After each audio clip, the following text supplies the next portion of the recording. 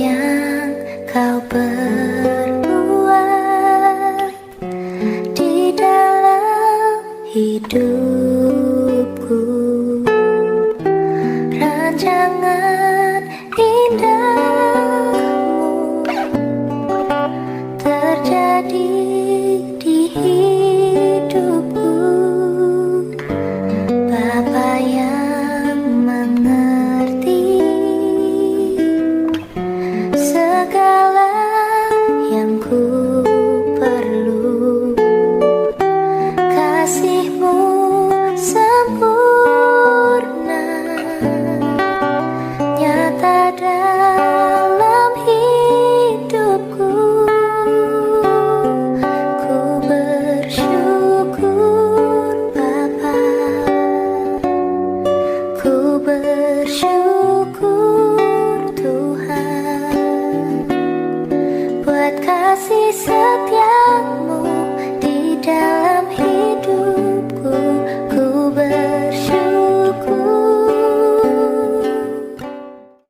Selamat pagi saudaraku dalam kasih Kristus. Marilah kita berdoa. Bapa Surgawi dalam Yesus Kristus, puji dan syukur kami sampaikan kehadirat-Mu atas kasih-Mu yang memperkenankan kami untuk memasuki kehidupan pada hari ini. Sebelum kami melaksanakan aktivitas kami terlebih dahulu rindu untuk mendengarkan sebagian dari firman Tuhan. Kuduskan kami dan pakailah agar kami boleh berkata-kata tentang firman Tuhan dan juga mendengarkannya. Dalam nama Yesus Kristus kami berdoa dan mengucap syukur. Amin. Saudaraku dalam kasih Yesus Kristus, kita akan membaca firman Tuhan dari 1 Petrus 2 ayat 9. Saya bacakan demikian firman-Nya.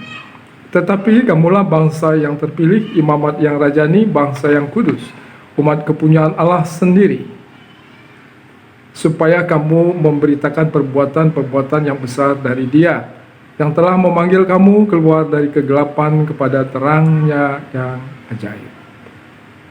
Saudaraku dalam kasih Yesus Kristus, 1 Petrus ini ada kesejajarannya dengan Yesaya 43 ayat 21 dan juga Keluaran 19. Dalam perjanjian lama tersebut dikatakan bahwa orang Israel itu dipilih oleh Allah menjadi harta kesayangan Allah sendiri. Namun saudara-saudaraku, hal tersebut tidak bertahan lama oleh karena Israel ini memberontak pada Tuhan, mengingkari perjanjian. Bahkan pada zaman perjanjian baru dikatakan bahwa Israel ini tidak mau mengakui Yesus sebagai Mesias. Nah, itu sebabnya maka dialihkanlah pilihan Allah, harta kesayangan Allah ini dialihkan kepada orang-orang Kristen. Jadi orang Kristen ini adalah orang yang percaya kepada Allah dalam Kristus, dan mereka juga disebut sebagai Israel baru yang mewarisi hak istimewa sebagai harta kesayangan milik Allah, yang pada awalnya Israel yang lama, dan oleh karena kegagalan mereka maka dialihkan kepada orang-orang Kristen ataupun Israel baru. Nah, saudara-saudaraku dalam kasih Yesus Kristus, kemuliaan Israel yang gagal tersebut diserahkan kepada Israel baru ataupun Kristen. Kemuliaan ini menunjuk pada 4 hal. Yang pertama adalah bahwa umat Kristen itu adalah umat pilihan. Sama seperti dahulu Allah memilih Israel. Nah, umat pilihan ini berarti bahwa orang Kristen itu mendapatkan hak istimewa untuk menjadi sahabat Allah. Jadi Anda dan saya adalah sahabat Allah.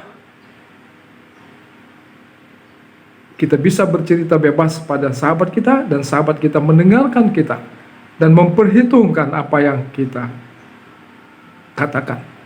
Dan tentu juga kita sebagai sahabat Allah memperhitungkan, bahkan merenungkan apa yang dikatakan oleh Allah sebagai sahabat. Dan yang kedua juga sebagai umat pilihan Allah, itu berarti bahwa kita dipilih untuk taat ataupun patuh padanya. Dan itulah buktinya bahwa kita mengasihi Allah. Yang ketiga juga kita dipilih untuk melayani Allah atau melayani Kristus. Dalam arti kata melakukan sesuatu yang turut dengan apa yang diperintahkan oleh Kristus. Melayani Allah atau melayani Kristus. Itulah ciri jika kita ini adalah umat pilihan Allah. Dan yang kedua, bahwa orang Kristen itu adalah imamat rajani. Dalam arti kata, orang Kristen itu mempunyai hak untuk memperoleh jalan masuk, mendekat kepada Allah, dan juga untuk menyampaikan persembahan. Sama seperti imam-imam terdahulu. Mereka itu adalah jembatan yang menghubungkan manusia pada Allah, yang menyampaikan persembahan-persembahan pada Allah. Kemudian sebagai orang Kristen yang disebut sebagai imamat rajani, dia juga mempersembahkan tubuhnya sebagai persembahan yang hidup, yang layak. Jadi kebiasaan orang Israel kan dia mempersembahkan domba. Dan domba ini harus dinilai oleh imam bahwa domba ini baik adanya. Nah, demikian pula jika kita ingin mempersembahkan tubuh kita, maka tubuh kita ini juga baik adanya. Jadi tubuh yang bukan jahat, tubuh yang bukan curang, tubuh yang bukan penipu dan lain sebagainya. Itu adalah mempersembahkan tubuh yang layak kepada Tuhan sebagai imamat rajani. Kemudian juga kita mempersembahkan ibadah kita. Jadi ibadah ini identik juga dengan perbuatan baik sehari-hari. Jadi itu juga merupakan persembahan kita pada Allah sebagai imamat rajani. Dan yang ketiga, sebagai imamat rajani, kita juga mempersembahkan kerja kita, kerja yang profesional, kerja yang optimal, yang jujur, berkualitas, dengan sekuat tenaga. Karena memang kerja itu adalah merupakan perintah awal dari Allah pada manusia ketika bumi ini diciptakan. Itu sebagai orang Kristen yang adalah imamat rajani. Dan sebagai orang Kristen yang adalah bangsa yang kudus. Jadi bangsa yang kudus itu adalah hagios ya dalam bahasa mereka. Itu artinya berbeda dengan yang lain. Jadi katakanlah misalnya, kalau misalnya orang-orang Yahudi beribadah pada hari Sabtu, maka orang Kristen beribadah pada hari Minggu misalnya. Kalau orang-orang Yahudi itu mempersembahkan korban berupa domba dan lain sebagainya, maka orang Kristen ini percaya bahwa Yesus sudah mempersembahkan dirinya untuk menebus dosa manusia sekali untuk selama-lamanya. Jadi kalau orang-orang Yahudi itu misalnya menekankan hukum Taurat, orang-orang Kristen ini menekankan hukum kasih misalnya. Itu adalah merupakan perbedaan kekudusan gitu ya. Jadi dia berbeda dengan Israel yang dekat dengan mereka pada waktu itu. Jadi jelasnya adalah kita bersekutu pada hari Minggu, mereka pada hari Sabtu. Dan juga yang kedua, misalnya contoh-contoh kekudusan ini adalah dalam hal kesaksian. Jadi orang-orang Kristen ini kan cenderung dia menjalani kehidupan dengan menggambarkan Allah. Dia itu adalah surat-surat Kristus gitu ya. Jadi begitu kita melihat mereka, jadi kita melihat loh, kok sama seperti apa yang diajarkan oleh Yesus gitu ya. Dia penuh dengan pengampunan dan lain sebagainya. Nah, yang keempat, kita orang Kristen ini disebut sebagai umat kepunyaan Allah. Jadi umat kepunyaan Allah yang dipanggil untuk memberitakan tentang Allah, tentang kasih-Nya, tentang firman-Nya, sehingga orang lain juga boleh percaya dan mereka juga boleh menjadi anak ataupun umat kepunyaan Allah. Jadi kita ini adalah sebagai umat kepunyaan Allah mempunyai misi untuk menyampaikan kabar baik bagi semua orang, sehingga bukan hanya kita yang diselamatkan, tapi semua orang yang percaya dari pemberitaan kita juga boleh diselamatkan. Dan untuk itulah kita dipanggil, kita dimiliki oleh Allah sebagai umat kepunyaan Allah. Dan dengan demikian saudaraku, jika kita ini adalah umat kepunyaan Allah, maka kita ini berharga. Jadi keberhargaan kita bukan terletak pada diri kita, tapi keberhargaan kita ini terletak pada kepemilikan Allah. Jadi katakanlah John Lennon ya. John Lennon ini seorang vokalis ataupun gitaris legendaris yang sudah meninggal memang. Pada zamannya dia ini luar biasa, sangat terkenal sekali. Dan saya dengar dari mass media dikatakan bahwa gitar dari John Lennon ini harganya begitu tinggi sekali. Padahal nilai gitar yang sama dengan gitar John Lennon ini harganya biasa-biasa saja, katakanlah 1 juta. Tapi harga gitar yang pernah digunakan oleh John Lennon ini harganya miliar rupiah. Mengapa demikian? Karena gitar ini pernah dimiliki oleh seorang yang ngetop, seorang yang hebat, yakni John Lennon. Nah, demikian halnya juga jika dikatakan bahwa kita ini adalah milik Allah, jadi kita ini menjadi berharga ya begitu. Kita menjadi berharga bukan oleh karena kita berharga, tapi oleh karena kita ini dimiliki oleh Allah.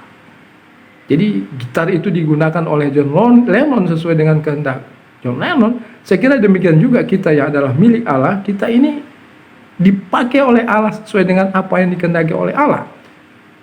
Dalam arti kata, yang dibutuhkan sebagai milik Allah adalah sadar bahwa kita ini milik Allah, yang seharusnya lah kita melaksanakan, menjalankan kehidupan kita ini sesuai dengan apa yang dikehendaki oleh pemiliknya, yakni Allah. Nah, demikian saudara-saudaraku yang menjadi renungan kita pada pagi hari ini. Amin. Kita berdoa. Kami bersyukur Bapa di surga, karena Engkau sudah memilih kami dan memperhitungkan kami sebagai milik harta kesayangan Tuhan sendiri. Bapa, biarlah kami yang adalah harta kesayangan Tuhan boleh menjalani kehidupan kami penuh dengan sukacita dan sadar bahwa kami adalah milik Tuhan. Terima kasih Bapa di surga. Dan pada saat ini juga kami mendoakan segenap anak-anak Tuhan yang sudah emeritus ataupun pensiun dari pelayanan di tengah-tengah gereja Batak Karo Protestan. Kami bersyukur Bapa atas umur panjang dan juga atas kesempatan yang pernah kami alami. Bahkan pada saat ini kami bersyukur karena apa yang kami tabur dahulu, pertumbuhannya boleh kami saksikan, boleh kami lihat. Bahkan benih yang ditabur dahulu, kami boleh juga menikmati buahnya. Oleh karena itu Bapa di surga, kami masih mempunyai keinginan dan pengharapan untuk tetap mengamati apa yang pernah kami tabur.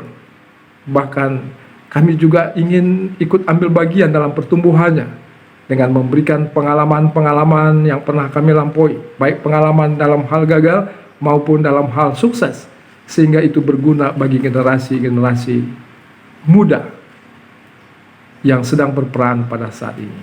Demikian Bapa, walaupun kami sudah emeritus ataupun pensiun, kiranya Tuhan tetap memakai kami sesuai dengan kemampuan dan kapasitas kami tentunya.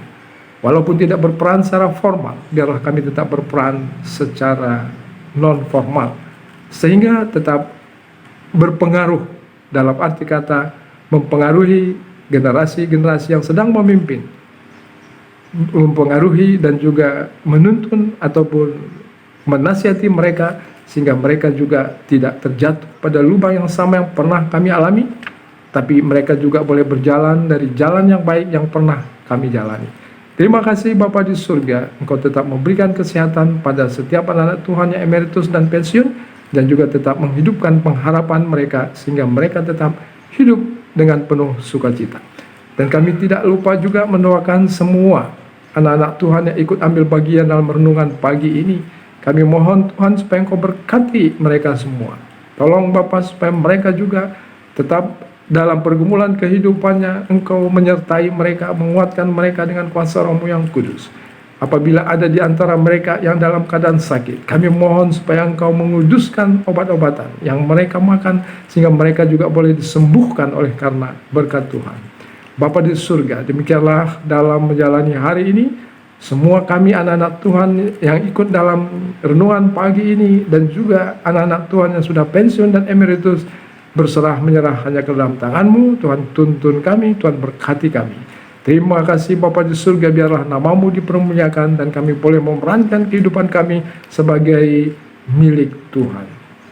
Dalam nama Yesus Kristus kami berdoa dan mengucap syukur dan berdoa sesuai dengan yang diajarkan Yesus kepada murid-muridnya. Bapa kami yang di surga, dikuduskanlah namamu, datanglah kerajaanmu, jadilah kehendakmu di bumi seperti di surga. Berikan kami makanan secukupnya pada hari ini, ampuni kesalahan kami seperti kami juga mengampuni orang yang bersalah pada kami. Jangan membawa kami ke dalam pencobaan, tapi lepaskan kami daripada yang jahat, karena Engkau yang punya kerajaan, kuasa dan kemuliaan sampai selama-lamanya. Amin.